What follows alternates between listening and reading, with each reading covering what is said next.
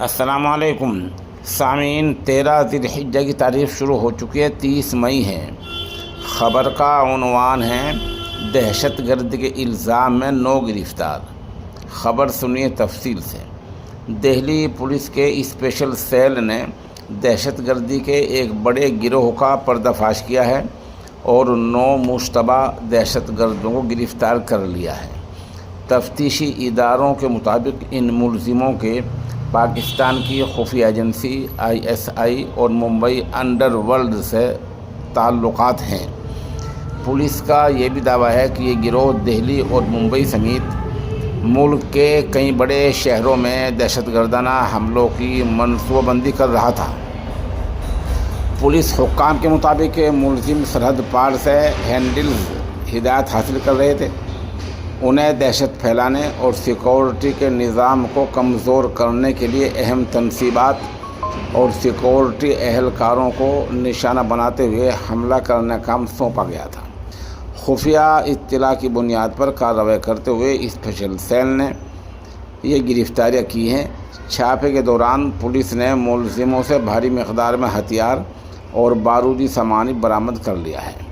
ان میں جدید ترین پستول، دستی بم اور دہشت گردی کی سرگرمیوں میں استعمال ہونے والا دیگر مواد بھی شامل ہے۔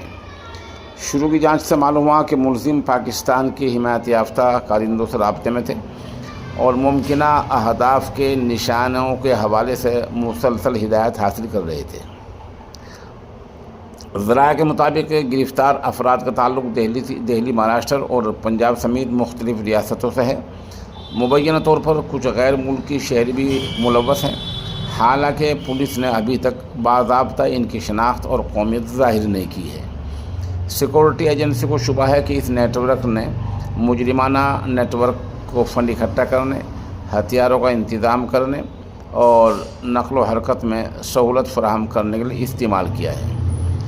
اسپیشل سیل اب ملزموں کے مالیاتی لین دین اور فون کا ریکارڈ اور اس کے نیٹ ورک کی چھان بین کر رہا ہے جس سے وہ جڑے ہوئے ہیں۔ فی الحال ملزموں سے پوچھ تاچھ جاری ہے اور برآمد شدہ مواد کی جانچ کی جا رہی ہے۔ پولیس کا کہنا ہے کہ جیسے جیسے تفتیش آگے بڑھے گی، معاملے میں مزید اہم انکشافات سامنے ہو سکتے ہیں۔ دوران تفتیش ملزموں سے پستول، 4 دستی بم اور 25 کارتوس ملے ہیں۔ سیکورٹی وجوہات کی بنا پر ان گرینیڈوں کو نیشنل سیکورٹی گارڈ NSG کی مدد سے مہرولی کے ایک ویران علاقے میں تلف کیا گیا، تباہ کر دیا گیا۔ تفتیش میں یہ بھی انکشاف ہوا کہ ملزم انسٹاگرام IDs اور واٹس ایپ کے ذریعے ایک دوسرے اور اپنے غیر ملکی آقاؤں سے رابطے میں تھے۔ سیکورٹی ایجنسیاں تمام باتوں کی چھان بین کر رہی ہے۔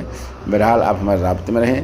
ان کے بارے میں جیسے جیسے مزید معلومات ملتی رہیں گی، انشاءاللہ اس سے آپ کو آگاہ کیا جائے گا۔